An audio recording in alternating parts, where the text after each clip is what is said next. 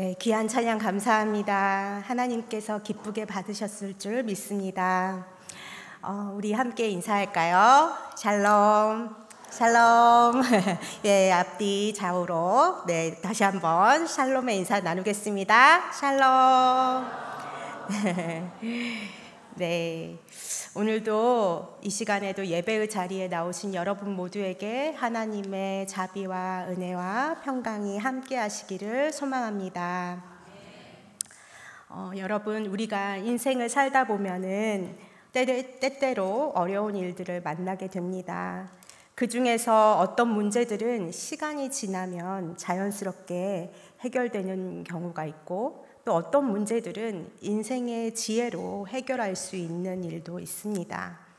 그러나 때로는 인간의 지혜로 해결할 수 없고, 시간이 지나도 해결될 기미가 보이지 않는 문제들도 있죠. 아무리 하나님께 간절히 기도해도 하나님께서 응답하지 않으시는 것 같이 느껴질 때가 있습니다. 이처럼 하나님께서는 침묵하시는 것 같고, 또 문제는 해결되지 않으며 삶의 무게는 더욱 무겁게 다가올 때 우리는 하나님께 질문하게 됩니다. 하나님, 왜 응답하지 않으십니까? 언제까지입니까? 이 고통 속에서 언제까지 기다려야 합니까? 하나님, 제 생각은 하고 계십니까? 하고 말입니다. 그러다 갑자기 이런 생각이 들죠. 하나님께 과연 이런 질문을 해도 되나? 믿는 사람으로서 이렇게 해도 괜찮을까? 라는 생각이 들면서 죄책감이 들기도 합니다. 그러나 여러분, 성경 속에 있는 우리 믿음의 선배들도 많은 어려움과 문제 속에서 방황하고 고민하고 갈등하고 그렇게 했습니다. 이해할 수 없는 고통 중에서 침묵하시는 것 같은 그러한 하나님을 향해서 하나님, 거기 계시지요. 하나님, 저에게 왜 이러한 고통을 허락하셨습니까? 라고 질문하기도 했습니다. 그 중에서도 오늘 본문 시편 13편의 저자인 다윗이 바로 그 대표적인 인물입니다. 오늘 본문 시편 13편은 다윗이 깊은 절망 속에서 하나님께 부르짖으며 기록한 탄원시입니다. 시편은 찬양시, 탄원시, 감사시, 지혜시 등으로 분류되는데 가장 많은 분량을 차지하고 있는 것이 바로 탄원시입니다. 그만큼 이스라엘의 역사도 또 시편 대부분의 저자인 다윗의 삶도 순탄하지만은 않았기 때문이죠. 다윗은 인생의 여러 시점에서 극심한 고통과 또 도망자의 삶을 살았습니다. 오늘 본문의 시편이 언제 쓰였는지는 명확하지 않지만 우리는 다윗의 생애 속에서 이 시편이 기록되었을 만한 시기를 추측해 볼 수가 있습니다. 그중 하나는 사울 왕의 핍박 속에서의 고난입니다. 하나님께서 다윗을 이스라엘의 차기 왕으로 기름을 부으셨지만 당시 왕이었던 사울은 다윗을 시기하여 그를 죽이려고 했습니다. 다윗은 그런 사울을 피해 도망자의 신세가 되었습니다. 그는 광야에서 쫓겨다니며 숨어 지내야 했고, 때로는 외롭고 때로는 굶주리며 두려운 시간을 보내야 했습니다. 또 하나는 압살롬의 반역으로 인한 도피 생활입니다. 다윗의 아들 압살롬이 반역을 일으켜서 왕위를 찬탈하려 했을 때 다윗은 다시 한번 도망자의 삶을 살아야 했습니다. 이는 그에게 육체적으로나 정신적으로나 너무나 극심한 고통을 주었을 것입니다. 더군다나 오늘 본문 2절의 말씀 중에 내 원수가 나를 치며 자랑하기를 어느 때까지 하리이까? 라고 고백한 것처럼 다윗의 원수들로 묘사된 이 자들이 다윗을 대항하며 승승장구함으로 다윗의 처지를 더욱 비참하게 느끼도록 했을 것입니다. 이러한 암울한 상황은 다윗이 절망스러운 마음을 토로할 수밖에 없을 정도로 오랜 기간이었음을 오늘 본문을 통해 알 수 있습니다. 다윗은 먼저 본문 1절에서 이렇게 부르짖습니다. 여호와여, 어느 때까지니이까?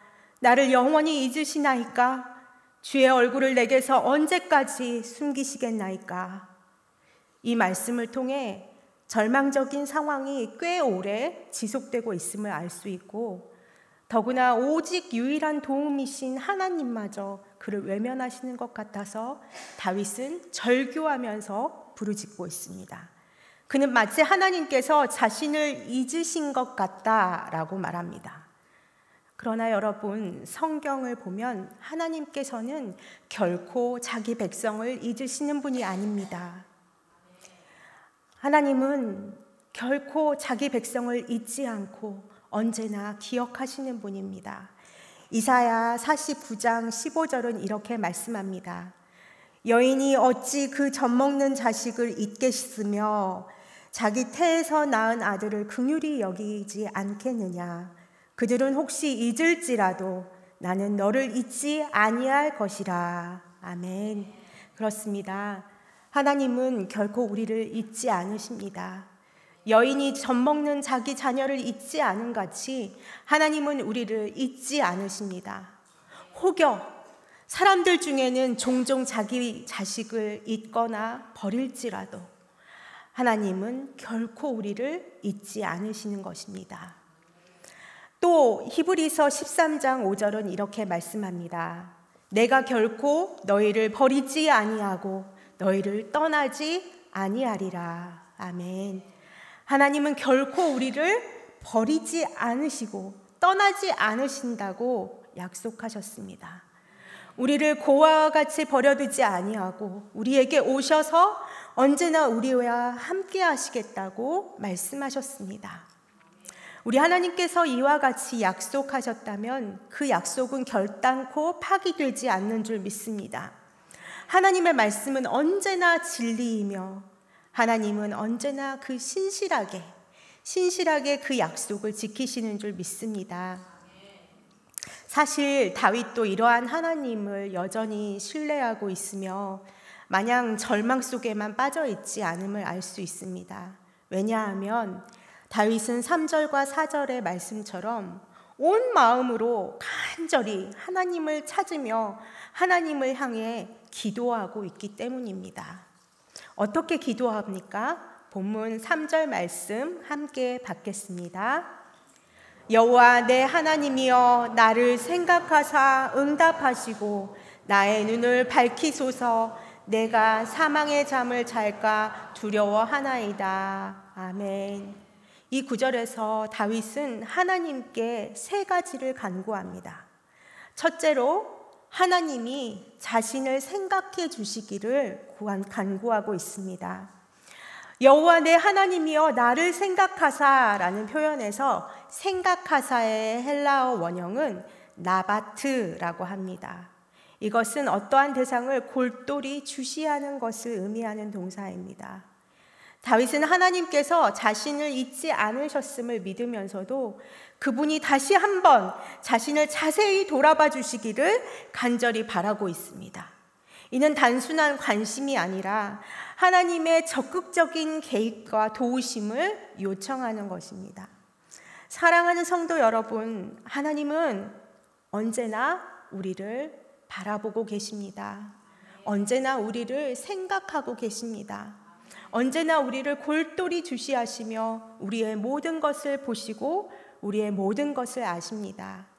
시편 139편은 이렇게 말씀하십니다. 여호와여 주께서 나를 살펴보셨으므로 나를 아시나이다. 주께서 내가 앉고 일어섬을 아시고 멀리서도 나의 생각을 밝히 아시오며 나의 모든 길과 내가 눕는 것을 살펴보셨으므로 나의 모든 행위를 익히 아시오니 여호와여 내 혀의 말을 알지 못하시는 것이 하나도 없으시니이다. 아멘. 하나님은 언제나 우리를 살펴보시며 우리를 생각하시며 우리를 알고 계신다 말씀하십니다. 그 하나님은 우리의 과거와 우리의 현재, 우리의 오늘을 아시며 우리의 모든 길, 우리 인생의 미래까지도 생각하시고 그 미래를 살펴보시고 그 길로 인도하시는 분이십니다. 예레미야 29장 11절은 이렇게 말씀하고 계십니다. 우리 함께 말씀 함께 받겠습니다. 여호와의 말씀이니라. 너희를 향한 나의 생각을 내가 아나니 평안이요 재앙이 아니니라. 너희에게 미래와 희망을 주는 것이니라. 아멘. 여호와 하나님 우리 아버지께서는 이처럼 우리 한 사람 한 사람을 깊이 생각하고 계십니다. 하나님은 우리를 그저 보시는 것이 아니라 우리의 모든 삶에 평안을 주시기 위한 생각을 하시고 또 장래의 모든 일들에 대해서 생각하시고 계획하시되 그것은 언제나 밝은 미래와 희망이 가득한 계획인 것입니다. 그러므로 사랑하는 성도 여러분, 고난 중에 있을지라도 이처럼 우리를 깊이 생각하시는 하나님이 계심을 신뢰하길 바랍니다. 언제나 우리를 생각하시고 세밀하게 돌보아 주시는 그 하나님만 바라보면서 우리도 다윗처럼 하나님께 간절히 기도하며 아뢰는 저와 여러분이 되기를 소망합니다. 둘째로 다윗은 하나님의 응답을 간절히 구했습니다. 3절 상반절에 나를 생각하사 응답하시고 라는 말에는 하나님께서 더 이상 침묵하지 마시고 자신의 기도에 반응해 주시기를 바라는 간절한 다윗의 마음이 담겨 있습니다. 다윗은 그가 처처한 비참한 상황을 하나님이 깊은 관심을 가지고 유심히 보아주시기를 간절히 바랐으며 그분으로부터 오는 응답의 소리를 듣기를 원했습니다. 다윗은 이러한 하나님의 관심과 응답만이, 오직 하나님의 관심과 응답만이 구원에 이르는 유일한 길임을 알았기에 이토록 간절하게 간구했던 것입니다. 여러분, 예레미야 33장 3절은 이렇게 말씀하십니다. 너는 내게 부르짖으라. 내가 내게 응답하겠고 내가 알지 못하는 크고 은밀한 일을 내게 보이리라. 아멘. 시편 118편 5절은 또 이렇게 말씀합니다. 내가 고통 중에 여호와께 부르짖었더니 여호와께서 응답하시고 나를 넓은 곳에 세우셨도다. 아멘. 그렇습니다. 우리 하나님께서는 우리에게 부르짖으라 하시고 내가 내게 응답하겠다 하고 약속하셨습니다. 우리가 고통 중에 하나님께 부르짖으면 하나님은 결코 우리를 외면하지 않으시고 우리의 기도에 귀를 기울이시며 반드시 응답하시는 분이십니다. 물론 응답이 더디 이루어지는 것 같아 답답할 때도 있습니다. 그러나 여러분, 농부가 씨를 뿌린 후에 당장 수확하지 못한다고 해서 낙심하지 않습니다. 그는 땅 속에서 씨앗이 자라고 있음을 믿고 참으며 기다립니다. 우리의 기도도 마찬가지입니다. 응답이 없는 것처럼 보일지라도 하나님은 우리가 알지 못하는 사이에 일하고 계신 줄 믿습니다. 그래서 가장 적절한 때에, 가장 정확한 때에 하나님께서 응답하시고 하나님의 시간에 모든 것을 선하게 아름답게 이루어 주실 줄 믿습니다. 세 번째로 다윗은 하나님께서 자신의 눈을 밝히사 깨달음을 주시기를 간구합니다. 3절 하반절에서 다윗은 나의 눈을 밝히소서라고 기도하는데 이것은 영적인 깨달음을 의미합니다. 자신의 상황을 하나님의 시선으로 바라볼 수 있도록 도와달라는 요청인 것입니다. 왜입니까? 3절 하반절 말씀처럼 그가 사망의 잠을 잘까 두렵기 때문입니다. 여기서 사망의 잠은 육신의 죽음보다는 영적인 죽음을 의미합니다. 물론 다윗은 죽을 것만 같은 고통과 시련을 겪고 있어서 이로 인해 육신이 매우 기진해져 있을 것입니다. 그러나 그는 육체의 죽음보다 영적인 죽음에 대해 염려하고 있습니다. 즉 다윗은 자기에게 고난이 멈추지 않고 계속된다면 자신의 연약함으로 인해서 신앙을 잃음으로써 하나님과 완전히 단절되는 영적인 죽음에 이르지 않을까 염려되었던 것입니다. 그렇기에 그는 내 눈을 밝혀 주옵소서, 나에게 영적인 깨달음을 주옵소서, 모든 문제를 하나님의 시선으로 볼 수 있도록 내 눈을 열어주시옵소서 하고 간절히 구하고 있는 것입니다. 우리는 고난 속에서 현실만 바라보면 절망에 빠지기 쉽습니다. 그러나 하나님의 시각으로 보면 우리의 상황은 결코 끝이 아닙니다. 요셉은 형들에 의해서 팔려서 애굽으로 가게 되었고 종으로 살다가 오해받아 감옥에 갇힌 신세가 되었습니다. 너무나 기가 막히고 정말 기구한 삶의 연속이었습니다. 그러나 하나님은 그를 애굽의 총리로 세워주셨고 기근의 때에 애굽뿐 아니라 그 주변 나라 사람들과 가나안에 있던 자신의 모든 가족의 생명을 살리게 되는 그러한 놀라운 일에 사용되었습니다. 모세 역시 도망자로서 광야에서 40년을 보냈지만 하나님은 그를 80세에 이스라엘의 지도자로 부르셨습니다. 그리고 애굽에서 종살이를 하던 그 이스라엘 백성들을 그 묶임에서 해방될 수 있도록 하나님께서 모세를 사용하여서 하나님께서 놀라운 일을 이루셨습니다. 우리 예수님은 고난당하시고 십자가에서 죽으셨지만 그분의 죽으심은 그것으로 끝나지 않았습니다. 하나님께서 예수님을 그 무덤에서 일으키셨으며 모든 잠자는 자들의 첫 열매가 되게 하셨습니다. 예수님의 죽으심으로 모든 사람들이 죄에서 구원받게 하셨고 다시 사심으로 영원한 생명을 누리게 하셨습니다. 하나님은 이처럼 언제나 고난 뒤에 영광을 예비하시는 선하신 아버지이십니다. 찬송가 487장은 이렇게 노래합니다. 어두운 후에 빛이 오며 바람 분 후에 잔잔하고 소나기 후에 햇빛 나며 수고한 후에 쉼이 있네. 이것이 우리 하나님 나라의 진리입니다. 그러므로 이러한 하나님 나라의 진리와 섭리를 깨달은 사람은 언제나 고난을 고난 자체로만 보지 않습니다. 문제를 문제 자체로만 보지 않습니다. 하나님의 시선을 가진 사람은 그 문제 뒤에 계시는 하나님을 바라봅니다. 어두움 속에서도 그 어둠 뒤에 여전히 빛나고 있는 태양을 바라봅니다. 그러므로 사랑하는 성도 여러분, 우리도 다윗처럼 오 주여 저의 눈을 밝히소서라고 기도합시다. 그리하여 더 이상 인간적인 눈이 아니라 하나님이 주시는 눈으로, 하나님이 주시는 깨달음으로 모든 것을 바라볼 수 있기를 간절히 소망합니다.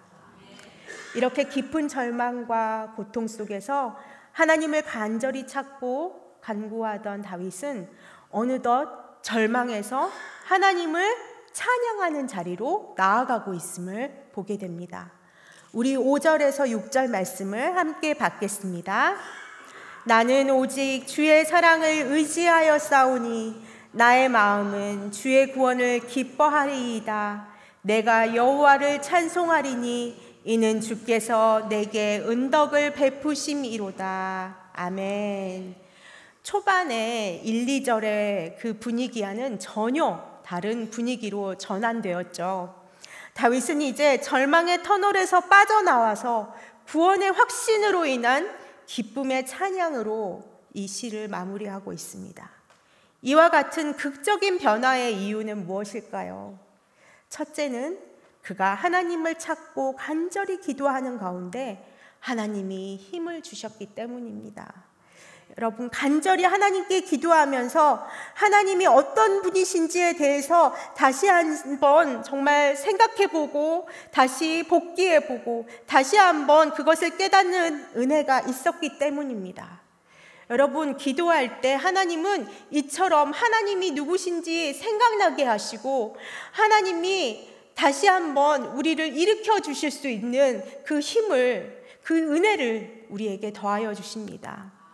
무너진 마음이 다시 일어날 수 있도록 하나님은 우리의 마음을 세워주십니다.